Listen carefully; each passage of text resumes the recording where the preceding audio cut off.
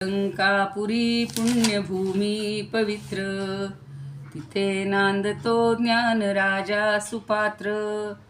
तया ठविता महापुण्यराशी, नमस्कार माझा सद्गुरु ज्ञानेश्वरासी.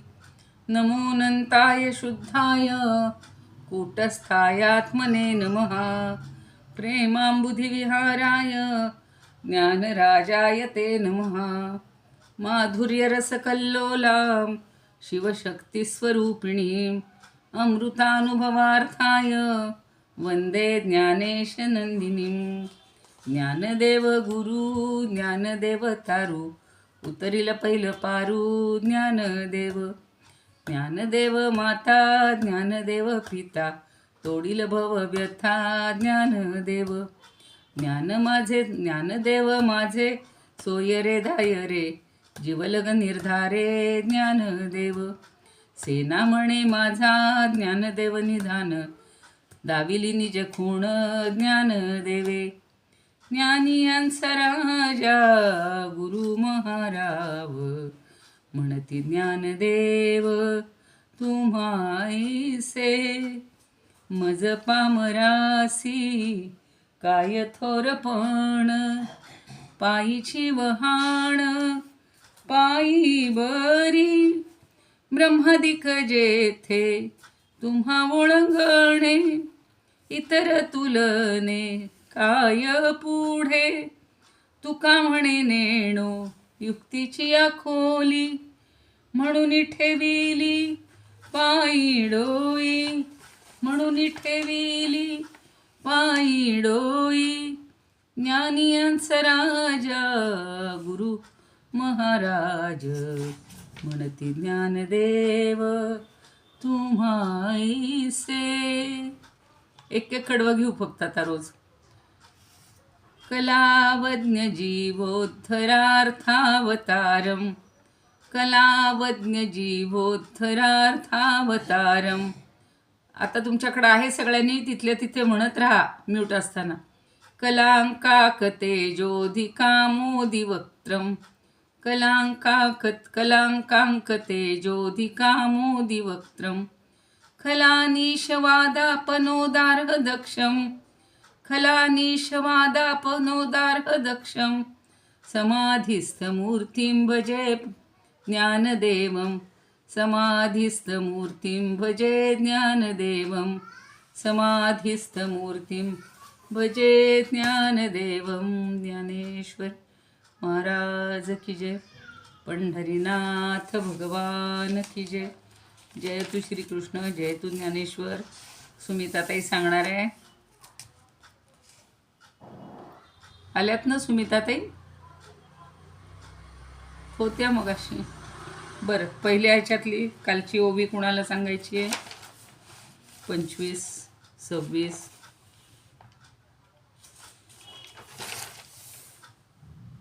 आज सगळं शांत दिसतंय. घेऊ का मग पुढचीच एकदम?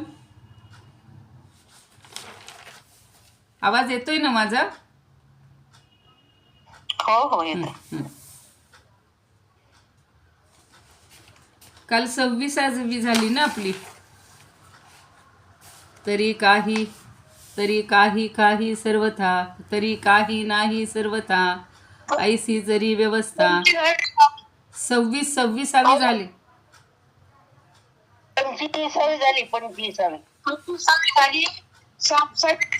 वाचली तुम्ही. हा मग ठीक आहे ना, मग तीच घेते आता. तुम्ही काही बोलणार नाही ना 25, 24, 25 तर कोणी? मी बोलते मॅडम. बोला. 1-2 मिनिट बोला बोला.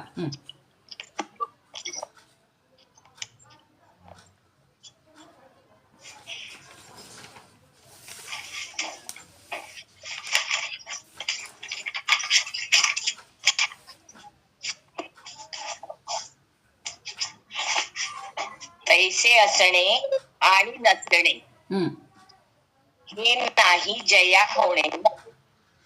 आता मिथ्या ऐसे येणी बोले गमे.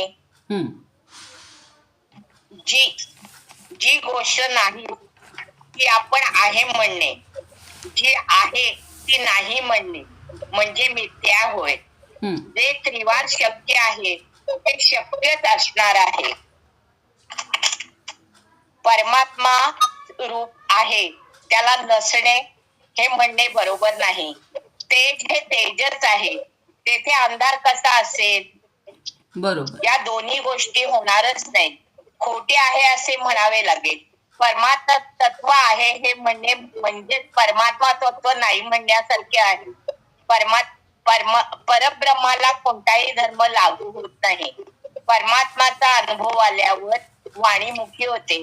हे आहे आणि नाही हे बुद्धीचे कल्पलेले आहे. छान, सुंदर सांगितलं, मस्त.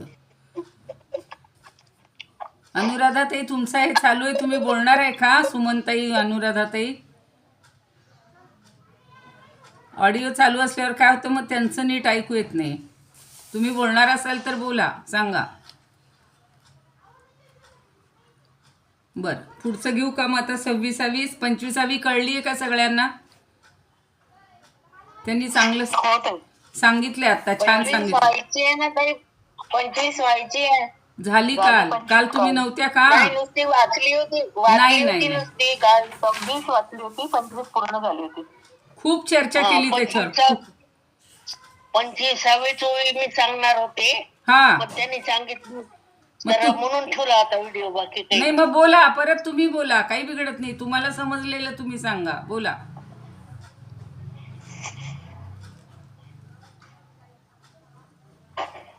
सांगितली मॅडम, त्यांचं चांगलं झालं. बरं, ठीक आहे, उद्या ठीक आहे. सांगतो. बरं, उद्या 26वी तुम्ही सांगा, ठीक आहे. आपण त्या ओवीवर भरपूर म्हणजे सगळ्यांची मतं घेतली काल. आणि आहे आणि नाही हे दोन्ही गोष्टी एका ठिकाणी असणार नाहीत, एवढं लक्षात ठेवा. परमात्मा किंवा परमतत्व किंवा परब्रह्म आहे म्हणणं, त्याच वेळेला नसणं कसं नसणार? जसं प्रकाश आहे तिथे प्रकाशच आहे, तिथे पुन्हा अंधाराचं अस्तित्व असत नाही. प्रकाश म्हणजे प्रकाशच. मग तिथं असणं, प्रकाशही आहे आणि अंधारही आहे, किंवा प्रकाश नाही आणि अंधार आहे असं म्हणू शकत नाही आपण. तसंच परब्रह्मतत्व आहे म्हणजे आहे आणि नाही ही दोन विकल्प किंवा दोन्ही प्रकारे बोलणं हे अयोग्य आहे, किंवा ते आपलं अज्ञान आहे. ते ब्रह्मस्वरूपी आहे, नाही असा व्यवहार होतच नाही. आत्तासुद्धा आता ज्या कोणी दासगृहामध्ये असतील त्यांनी ते सगळीकडे ब्रह्माचीच चर्चा आहे. त्यांनी एक छान उदाहरण सांगितलं, तेवढं फक्त सांगते आता तुमच्यापैकी ज्या नसतील त्यांच्यासाठी, की हे परब्रह्म आपण कसं दुर्लक्षित करतो किंवा समजून घेत नाही. त्यांनी एक लहान मुलाचं उदाहरण दिलं, की लहान मुलाला आपण अगदी छान सोन्याची अंगठी आणली, त्याच्यात छान खडा आहे, रंगीत खडा आहे, त्याच्या आवडीच्या रंगाचा असेल, कुठला असेल, लाल असेल, गुलाबी असेल, हिरवा असेल, जो असेल तो निळा असेल, आणि त्याला दिली अंगठी. तर तो काय करतो, अंगठी पाहतो, त्याला आवडतं पाहायला, ती अंगठी छान आहे, 2 मिनटं छान बघतो, छान आहे म्हणतो. त्याचं खेळणं झालं 5 मिनटं की तो अंगठी फेकून देतो. म्हणजे त्याला त्या अंगठीशी देणं घेणं काही नसतं. तसं आपलं आहे की आपण बाकी सगळं पाहतोय, पण त्या परब्रह्माकडं असं मन लावून किंवा त्याला समजून घेणं हे आपण करतच नाही आहे. तेच आता पुढे या ओव्यांमध्ये आपण पाहतो आहोत. आता 26वी ओवी बघूया. तरी काही नाही सर्वथा, तरी काही नाही सर्वथा, ऐसी जरी व्यवस्था, ऐसी जरी व्यवस्था, तरी नाही हे प्रथा कवणासी पा, तरी नाही प्रथा कवणासी पा, तरी काही नाही सर्वथा, ऐसी जरी व्यवस्था, तरी नाही हे प्रथा कवणासी पा. आता बघा, आधी समजून घ्या अन्वय कसा आहे, की तरी सर्वथा काही नाही. ओवीमध्ये गुंफताना मागे पुढे शब्द असतात, ते फक्त आपण जुळवून घ्यायचे. तरी सर्वथा काही नाही म्हणजे सगळीकडे काहीच नाही. ऐसी जरी व्यवस्था, ऐसी जरी व्यवस्था, तरी ते काही नाही हे प्रथा कवणासी, कवणासी पा. आता वास्तविक काय आहे, इथे एकच शब्द बघा, सर्वथा म्हणजे सगळे हे कळते आपल्याला, तरी काही नाही हेही शब्द कळतात. ऐसी जरी व्यवस्था म्हणजे अशी जरी व्यवस्था असली तरी, नाही हे प्रथा. प्रथा म्हणजे प्रसिद्धी किंवा सगळ्यांमध्ये मान्य असलेली गोष्ट. नाही हे प्रथा. कवणासी पहा. कवणासी म्हणजे कोणाला. आता प्रथाच्या तिथे कदाचित मला असं वाटतं की तिथे एक प्रमा असाही शब्द असू शकतो. प्रमा म्हणजे ज्ञान किंवा बुद्धी. म्हणजे आपल्याला अशी बुद्धी होते का, किंवा असं ज्ञान कुणाला आहे. म्हणजे तुम्ही जसं आता कालच्या ज्या ओवीमध्ये आहे नसणे असणे ते सगळं आपण पाहिलं. जे शून्यवादी बौद्ध वगैरे आहेत त्यांनी ते शून्य आहे, काही नाही असंच सिद्धांत मांडलेला आहे किंवा असं ते म्हणतात. हे ब्रह्म काही सगळे झूट आहे म्हणतात, खोट आहे. पण त्याच्यावर आता ही उत्तरं दिली जात आहेत की सर्वथा काही नाही, ऐशा जरी व्यवस्था तरी ते नाही प्रथा कवणासी गा. जर समजा तुम्ही म्हणताय त्याप्रमाणे ब्रह्म सर्वथा नाही, बिलकुल नाही, मुळीच नाही, काहीच नाही, मग अशी स्थिती ती प्रथा म्हणजे किंवा अशी व्यवस्था म्हणजे अशी स्थिती समजा आपण कबूल केली, मान्य केली, तर ते नाही असं ज्ञान किंवा अशी बुद्धी किंवा असा अनुभव कुणाला आहे.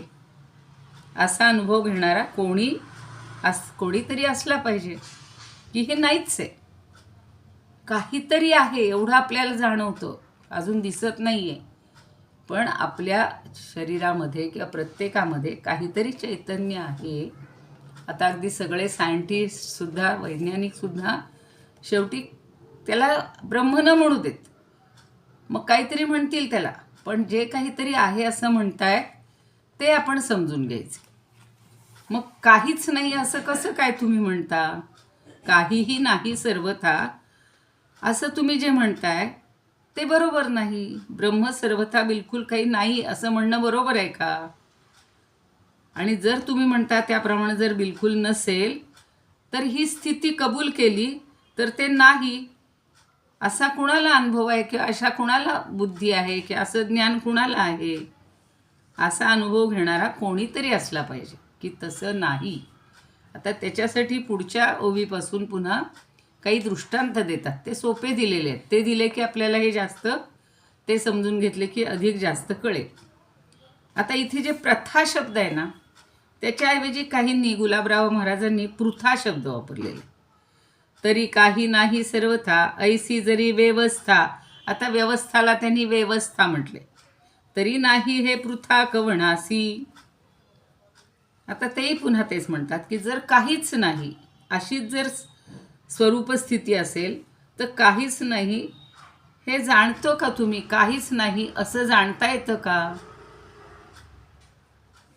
म्हणून एक दृष्टांत ह्याच्यामध्ये ज्ञानाच्या प्रक्रियेमध्ये काल जशी मी 4 ज्ञान सगळी सांगितली तसं खरं ज्ञान म्हणजे यथार्थ अनुभव म्हणजे आपल्याला पक्क समजतं की ही गोष्ट म्हणजे हेच आहे. काही तुम्ही जे शोधाल ते जे बघाल ते की बाबा हे गुलाबाचं फूल आहे म्हणजे आपण गुलाबाचंच फूल म्हणून त्याला अनुभव घेतलो. आता एखाद्यानं कदाचित कागदाचं फूल आणलं असेल आणि अगदी गुलाबाच्या फुलासारखंच छान बनवलेलं असेल तर माणूस कधी कधी फसतो की हे खरंच फूल आहे वाटतं, पण ते कदाचित कृत्रिम असतं म्हणजे कागदाचं बनवलेलं असतं.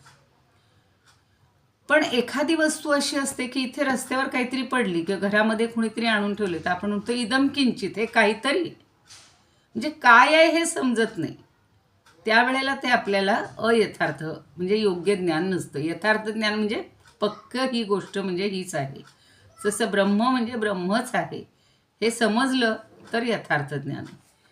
पण काहीच नाही किंवा हे काहीतरी आहे अशी जर स्थिती असेल तर मग आपल्याला तिथे आपण अज्ञानात असतो की आपण पक्के नसतो की ही गोष्ट हीच आहे.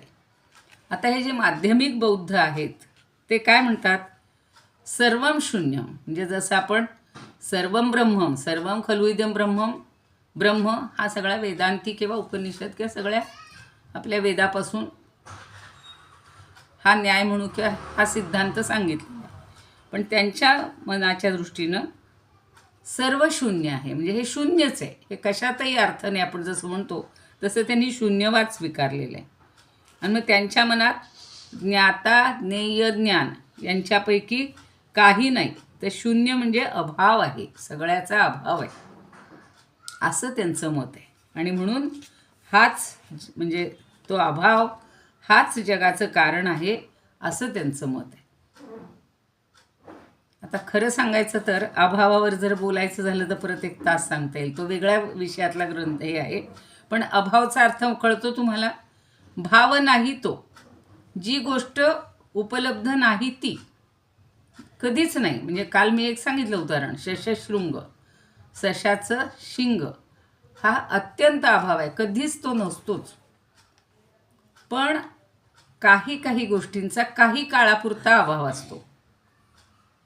म्हणजे एखादी वस्तू निर्माण होण्यापूर्वीचा अभाव आहे ना, त्याला प्रागभाव असं म्हणतात. आता हे एवढ्यासाठी सांगते की त्यांनी अभाव मानलेला आहे म्हणून.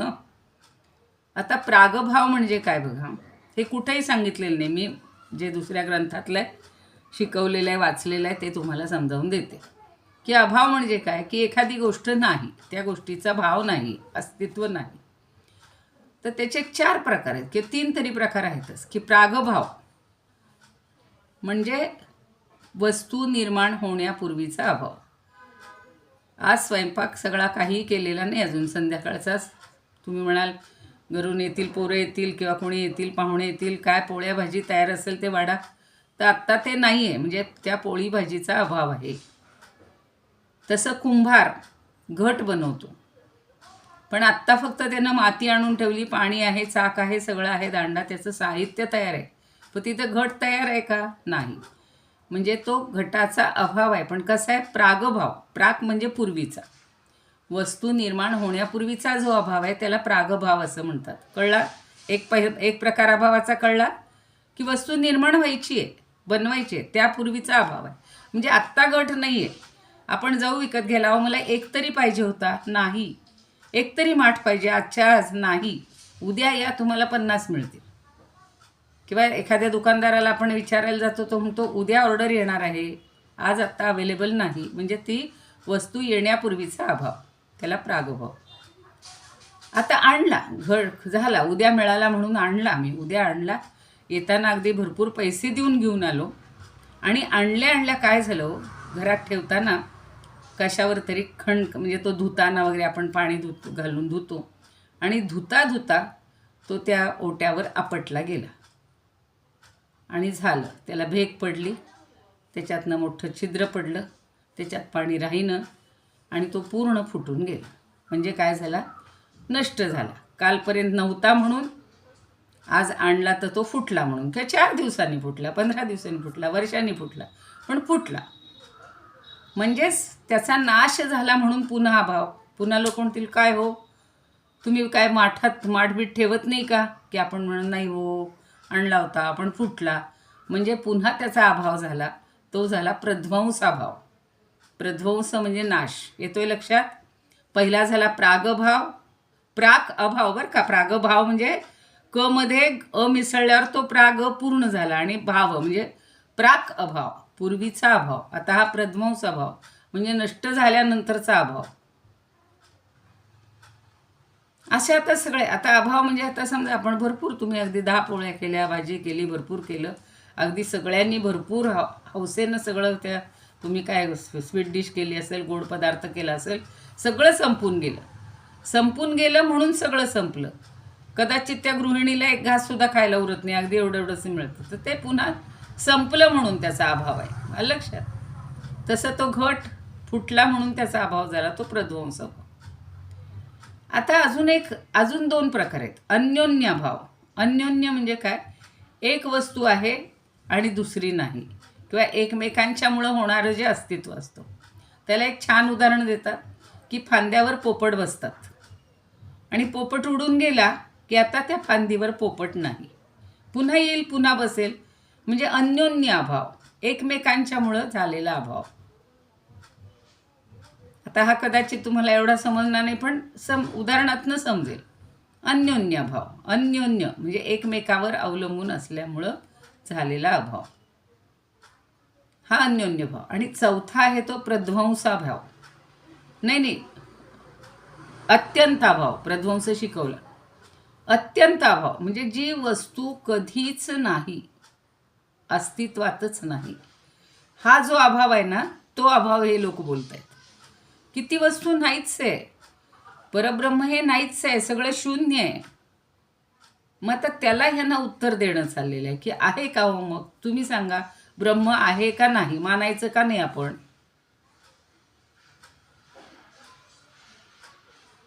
कुणीतरी बोला, ब्रह्म आहे का नाही? आहे. म्हणजे म्हणजे आपल्याला आपण तिथपर्यंत आता आलेले आहोत की ब्रह्म आहे, परब्रह्म आहे, परमात्मा आहे, जे काय म्हणाल ते आहे, इथपर्यंत आपली मानसिकता आहे. पण ते माध्यमिक किंवा जे शून्यवादी बौद्ध आहेत ते म्हणतात नाही म्हणजे नाही, काहीच नाही, शून्य. आणि मग हे शून्य ही कल्पना आली, त्याचं उत्तर देण्यासाठी ही ओवी आहे की तरी काही नाही सर्वथा, ऐसी जरी व्यवस्था, तरी नाही हे प्रथा कवणासी पा. मग तुम्ही जे नाही म्हणता, काहीच नाही असं म्हणता, सर्वत्र नाही, सर्वथा नाही, अशी जर स्थिती असेल तर काही नाही अशी प्रतीती कुणाला होते? काहीच नाही. मला सांगा, काहीच नाही असं म्हणणं आहे का? काहीतरी असतं की नाही? इदम किंचित, काहीतरी आहे. आता ते सुद्धा काय म्हणतील, म्हणजे मग ही सगळी सृष्टी दिसतीये ही आहेच ना, काहीतरी आहे ना. असं काहीच नाही असं म्हणणं बरोबर आहे का? सर्वम शून्यम असं म्हणणं बरोबर नाही. शून्य कुठे म्हणू?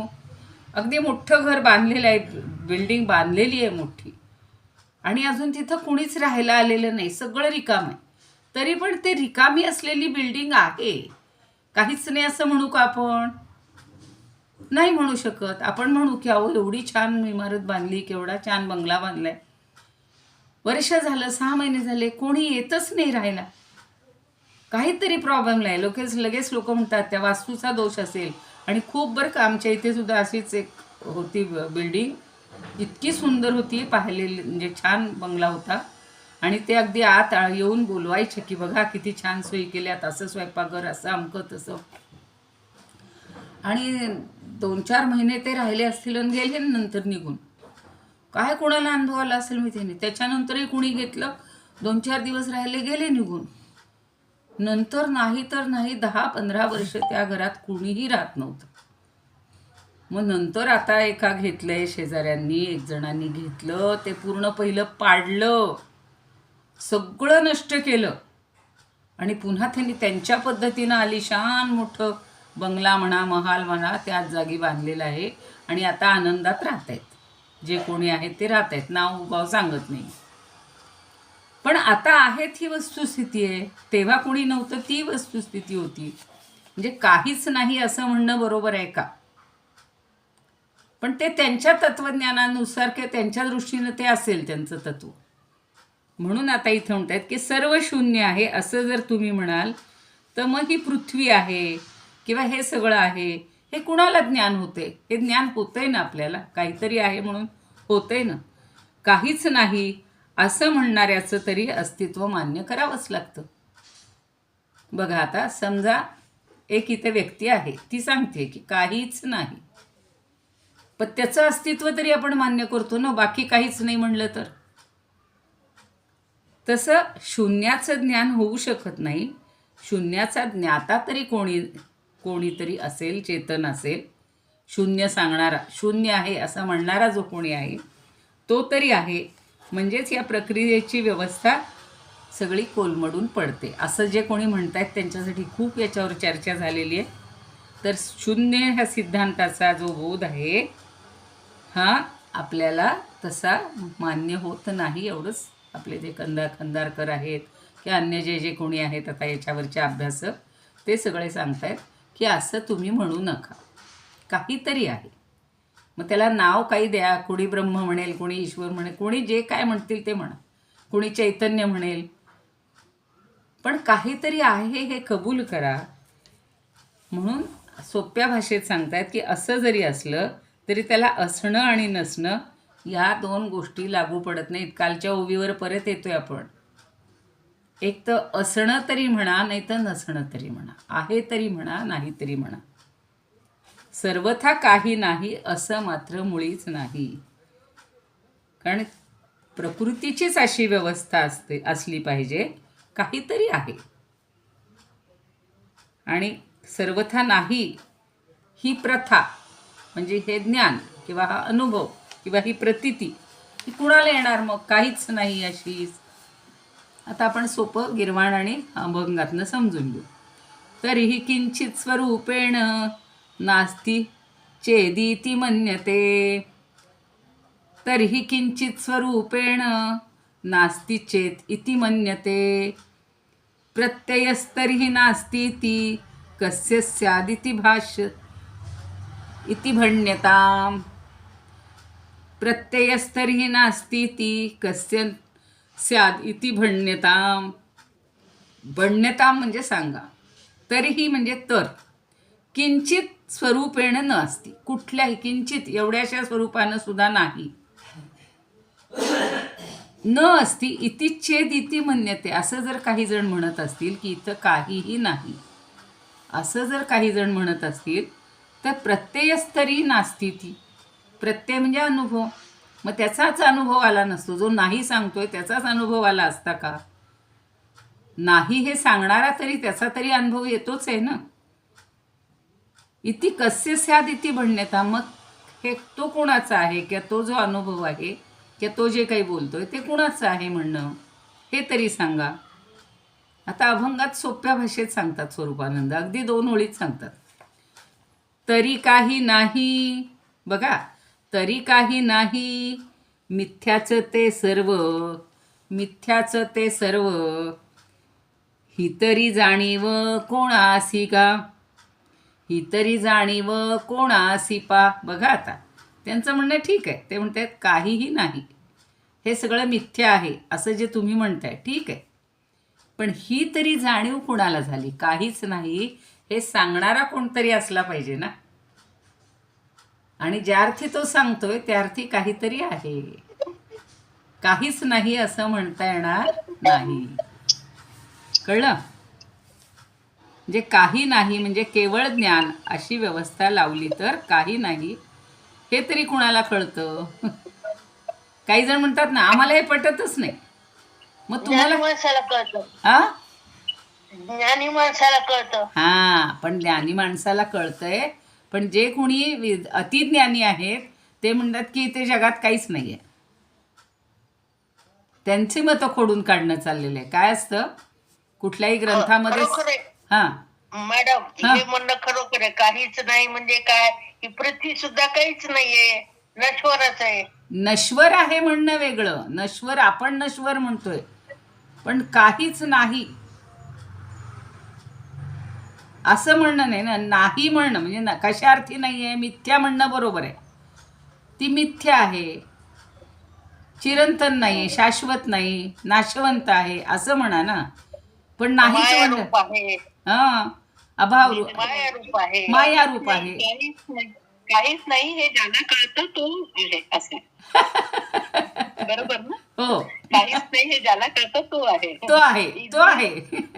काही नाही सांगणारा आहे की नाही. म्हणजे मग तो, मग तू स्वतःबद्दल काय बोलशील?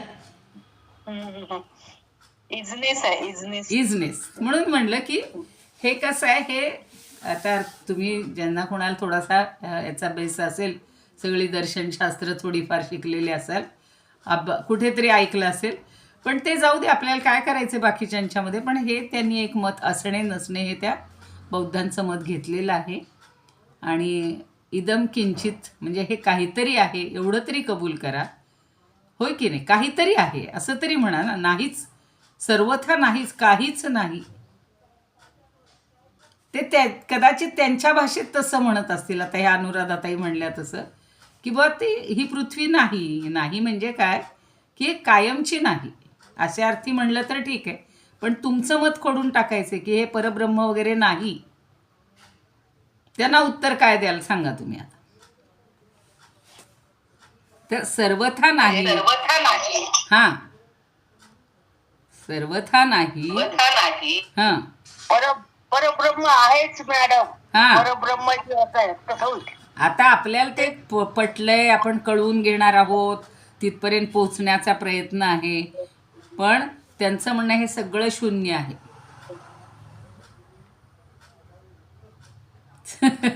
काहीच नाही, म्हणजे शून्य आहे सगळं. बरं, जाऊ द्या. आता फक्त लक्षात घ्या की असं त्यांचं मत हे खोडून टाकलेलं आहे आणि तसं काही असू शकत नाही. काहीतरी आहे, निश्चित आहे, काहीतरी तत्त्व आहे, ते दिसत नाही आहे हे म्हणणं ठीक आहे. आम्हाला अनुभवता येत नाही तेही म्हणणं ठीक आहे. अजून आपल्याला तरी कुठं आला आहे अनुभव?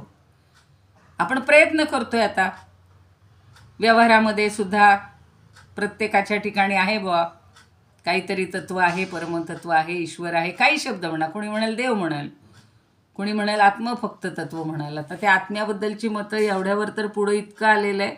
मला असं आठवायला लागलं की दुसऱ्या अध्यायातली आत्म्याबद्दलची मतं ही जेव्हा आपण सांगायचो पूर्वीच्या लोकांना, म्हणजे ज्यांना आत्मा म्हणजे काय माहिती नाही, पण तो आत्मा, तो परमात्मा प्रत्येकामध्ये आहे. ते तत्व हे हळूहळू हळूहळू डेव्हलप होत चालले आहेत आपल्या मनामध्ये, आपल्या बुद्धीमध्ये, आपल्या डोक्यामध्ये. म्हणून आता हळूहळू कुठल्या तरी ज्ञानशक्तीला स्वीकारायचं. काहीतरी स्वीकारलं तर पाहिजे ना, सगळं नाही असं म्हणून चालणार नाही.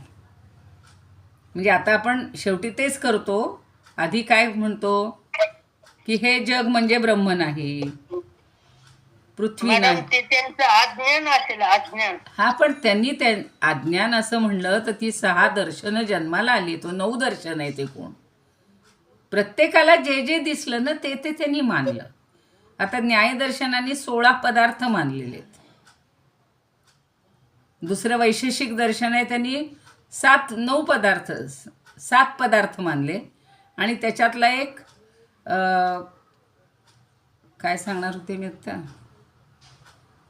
द्रव्य, गुण, कर्म, सामान्य, विशेष, समवाय आणि अभाव.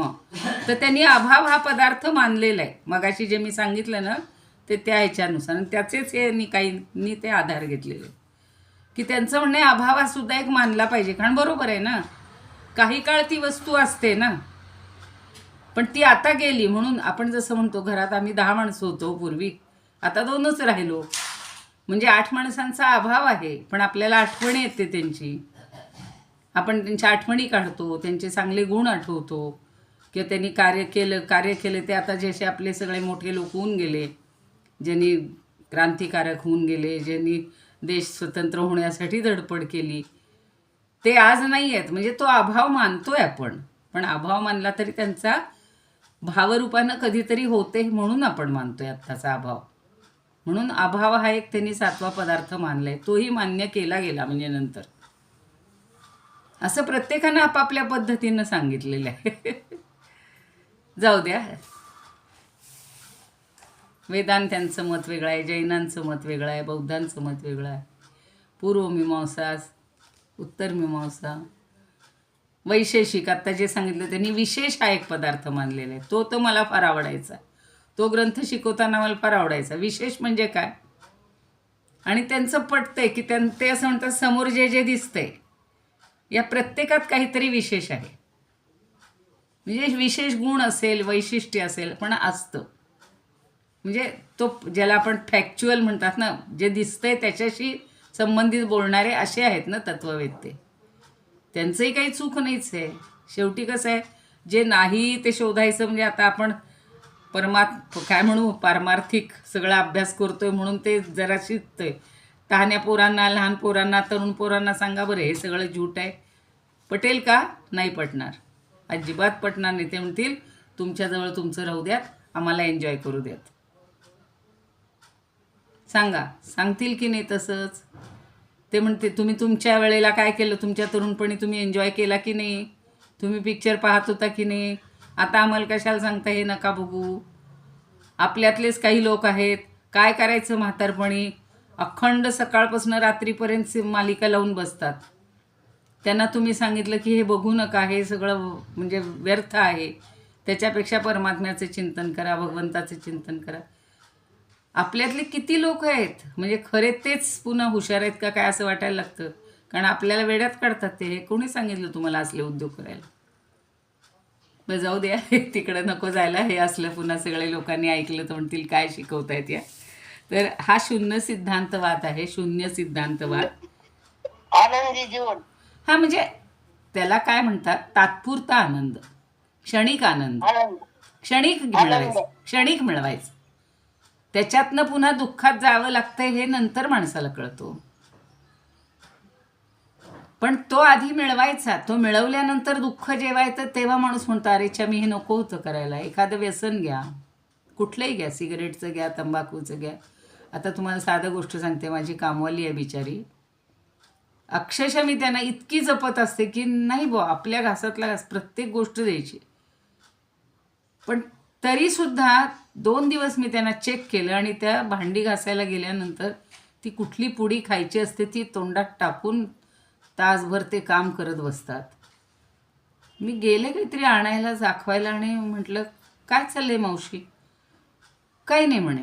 म्हटलं परत विचारलं, म्हटलं मला वास येतो, मला जरी डोळ्यांना नाही दिसलं तरी माझं घ्राणेंद्रिय फारच हे आहे. तर म्हटलं मावशी तुम्ही ती पुडी खाल्लेली आहे आत्ता.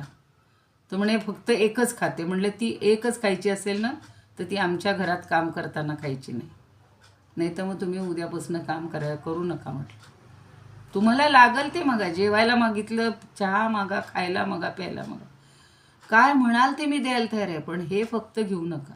आणि तुम्हाला माहिती आहे म्हटलं ते विष तुम्ही खाताय रोज. खोटं नाही सांगत, त्या कालपासनं माझी मावशी आजारी पडले. कारण नाही कळत, ह्या लोकांना कळत नाही, म्हणजे अज्ञान आहे म्हणा किंवा काही असं, जे त्या कुठल्याही व्यसनाच्या आहारी जातात ना त्याच्यातनं त्यांना बाहेर काढणं फार अवघड काम असतं. आणि मग जेव्हा त्याचे भयंकर परिणाम होतात, आता सिगरेटचे काय, दारूचे काय, मग माणूस त्याच्या बाहेर गेलेला असतो, त्याला आवरण्याच्या पलीकडे गेलेला असतो. आता किती जरी संघटना निघाल्या असल्या, संस्था निघालेल्या असल्या, व्यसनमुक्ती निघालेत, सगळं निघालेत, काही ना यश येते, पण तिथं पैसा घालवायचा नसतो, पण व्यसनावर घालवायचा असतो. म्हणजे त्या व्यक्तीला हे खरं आहे किंवा हे वाईट आहे हे कळतच नाही. तसं एन्जॉय करणाऱ्याला याच्यातून आपल्याला कायमचा आनंद मिळणार नाही हे तेव्हा कळत नसतं. आत्ता आपल्याला थोडं होते ते, अर्थात आपण पहिल्यापासूनच संयमित असू म्हणून आपण या मार्गाला तरी लागलो की आपल्याला बाकीचं काही जास्त वाहवत गेलेले नसतो. पण जे लोक असे जातात त्यांना तिथं कसं समजावून द्यायचं, मला हा प्रश्न पडतो नेहमी. मतांच्या बाबतीत सुद्धा, राजकारणाच्या बाबतीत सुद्धा लोकांची मनं बदलणं हेच अवघड काम आहे. तुम्ही परवा अगदी मी बोलले माझ्या एका मैत्रिणीला, अगदी ती हुशार आहे, की म्हणलं आपण लाख इथं अध्यात्म शिकतोय, सगळं बोलतोय, सगळं हे चांगलं काय आणि वाईट काय हे कधी कळेल माणसानं, त्यावेळेला आपल्या भारताचा खरं हे होणार आहे. माहिती, गतानुगतिको लोक जे पूर्वीपासून हॅमर करत आलेत, त्या ह्याच्यासाठी मतांसाठी पैसे देत आलेले, 2 दिवसाचा एन्जॉय. काल ती समोरची कामवाली सांगत होते, समोरचे काका आजोबा आहेत ते सांगत होते, रोजी फिरण्यासाठी 2,500 मिळत होते या मुलींना. ऐका, 10 दिवस फिरल्याबद्दल तिला 20,000 मिळालेले आहेत, 2,500. आणि पुन्हा मत देण्याचे 2 पार्ट्या होत्या, दोन्हीकडनं 5,000 मिळाले. मग आता तिला जर 30,000 मिळालेले असतील तर तिनं कशाला आता कामं करावीत? थोडे दिवस ती एन्जॉयच करणार ना. तिला हे तत्वज्ञान सांगून कळेल का हो? सांगा, काही कळणार नाही असं. म्हणजे आणि म्हणून हे अज्ञान आहे. ह्या अज्ञानाला तुम्ही काय कराल सांगा. मॅडम, लाडकी बहिणीला किती मिळाले पैसे सांगा? हा मिळाले ना, मग बरोबर आहे ना, तेही मिळाले ना. त्या सुद्धा आता काम करत नाहीये. हा मग तेच झालं की या काही शासन असं चोकून ठेवायले नाही. ते कसं झालं, एकदम त्यांनी सडनली सुरू केली, त्यावेळेला लक्षात नाही आलं की लाडकी बहीण कोणती, जिच्याकडं काहीच नाही, जिला खायला प्यायला नाही, खाण्यापिण्याची ददात आहे, अशा फक्त शोधल्या पाहिजेत आणि मग त्यांना द्यायला पाहिजे. आता ते नंतर सगळं चेकअप केलं, हे झालं, त्याचा उपयोग नाही. आता हा विषय नाही आपला बोलण्याचा, पण हे अवघात न आलं की खरं जागरूकता कुणाला करायची पाहिजे, समाजापर्यंत आपल्याला बोलता आलं पाहिजे, आपण जायला पाहिजे. आता आपल्याला जे कळलंय ना, हे आपण 4 लोकांना समजावून दिलं पाहिजे. आणि कसं वागलं पाहिजे, म्हणजे भांडण होतात, तंडण होतात, त्या लोकांना समजून द्यायचे की अरे असं नका समजू, प्रत्येकामध्ये तो परमात्मा आहे, एवढं सांगा. नाही ते ब्रह्म कळलं तरी असं ते थोडं थोडं थोडं थोडं थोडं हे हे बघा ना तुम्ही, कुठल्या चांगल्या कार्यक्रमाला येतात का लोक, गर्दी नाही, पण ह्याला मात्र सगळे जे गावातले सगळे लोक पळत आहेत, आपले पळत आहेत, घोषणा देत आहेत, अमकं करत आहेत. काय मला सांगा त्याच्यातनं काय निष्पन्न होणार? तशा अर्थानं हे काही नाही, हे यांचं म्हणणं पटतंय मग आपल्याला. हे सर्वथा खोटं आहे. जाऊ द्या. आता शून्य सिद्धांत बोधू 27वी म्हणून ठेवूया. शून्य सिद्धांत बोधू कवणे सत्ता होय सिद्धू, नसता हा अपवादू वस्तूशी जरी.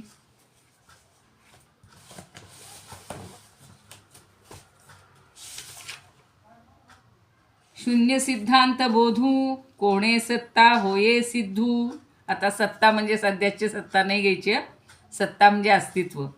शून्य सिद्धांत बोधू कोणे सत्ता होये सिद्धू, नसता हा अपवादू वस्तूसी जो.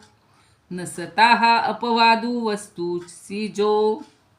शून्य सिद्धांतवाद म्हणजे हा काहीच नाही सांगणारा शून्यवाद, हा कोणत्या तरी बोधाने, कुठल्या तरी ज्ञानाने सिद्ध होतोच. काहीच नाही असं नाही, शेवटी काहीतरी त्यांना सांगावंच लागतं. आणि शून्य आहे हे सिद्ध करण्यासाठी काहीतरी ज्ञान हवंच ना. अगदीच तुम्ही नेमकंपणानं जरी सांगता येत नसलं तरी हे शून्य आहे, आत्मा नाही, हे सिद्ध करण्यासाठी काय आहे हे तरी सांगायला पाहिजे ना. जसं मगाशी मी म्हणलं की इदम किंचित, हे काहीतरी आहे. पण मग ती खाण्याची वस्तू आहे का, बघण्याची वस्तू आहे का, प्राण्यांपैकी आहे, पक्ष्यांपैकी आहे, काहीतरी असेल ना, कशाची तरी असेल, हे सांगता तर आलं पाहिजे ना. काहीतरी लपवून ठेवतात बघा लहान मुलं, हे काहीतरी माझ्याकडे आहे, हे मी नाही देणार. ते आपण एखादी मोठी माणसं सांगतो त्याला हात नाही लावायचा, तिथं जायचं नाही, मग ते पोरगं मुद्दाम तिथंच जातं. काय आहे म्हणतं ते त्याला समजून घ्यायचं असतं.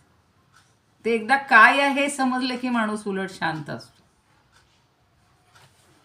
तर नाहीच ज्ञान हे शक्य नाही.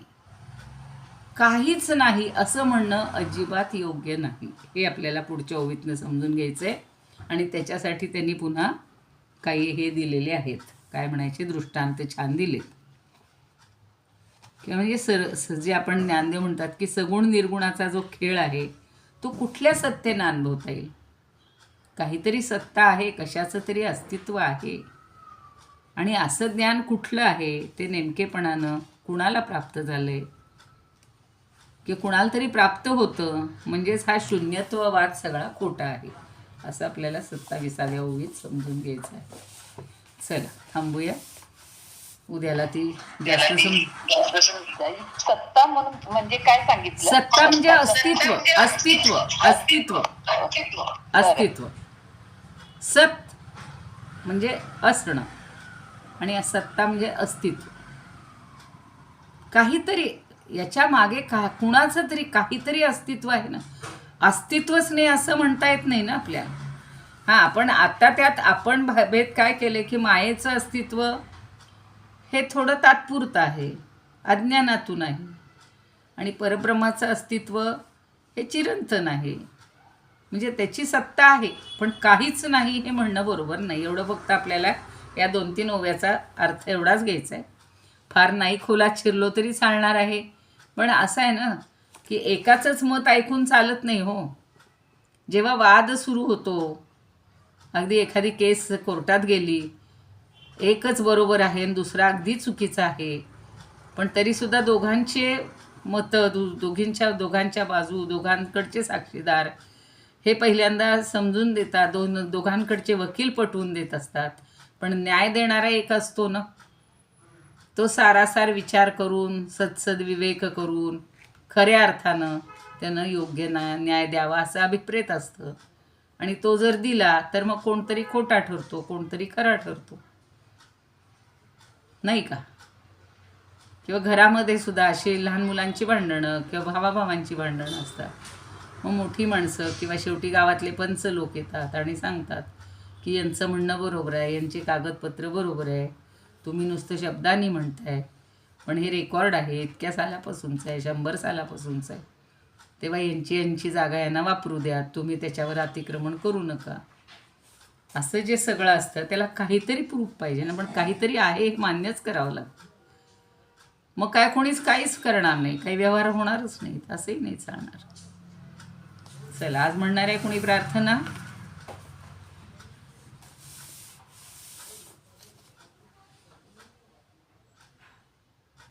जय श्रीताई म्हणा. म्हणते ना, हा म्हणा जय श्रीताई. हा म्हणा. इदमुपकर्तुं भुवन मंडलम समुदित भास्करम सादरम वंदे ज्ञानेश्वरम सादरम वंदे ज्ञानेश्वरम. त्रिभुवन माता भगवद्गीता लोकमंगला लोकविश्रुता लोकहितं संततं ध्यायता येन ज्ञानेश्वरी विरचिता. श्रुत्वा प्राकृतगिरं सादरं वन्दे ज्ञानेश्वरं सादरं वन्दे ज्ञानेश्वरं. गीताशास्त्रं वाम्बुधिकल्पं नवन्तदीयं वयक्वचाल्पं विषयविपदां रात्यमनल्पं वाग्यज्ञेन च येन भूषितं सरस्वती मन्दिरं सादरं वन्दे ज्ञानेश्वरं सादरं वन्दे ज्ञानेश्वरं. यत्र शारदा कृपा प्रसादः यस्य श्रवणात् परमानन्दः निहितो यत्रामृतनिःस्यन्दः काव्यतत्त्वयोः कृतवन्तं तत् रसायनं मधुरं सादरं वन्दे ज्ञानेश्वरं सादरं वन्दे ज्ञानेश्वरं. जयतु ज्ञानेश्वर. आरती.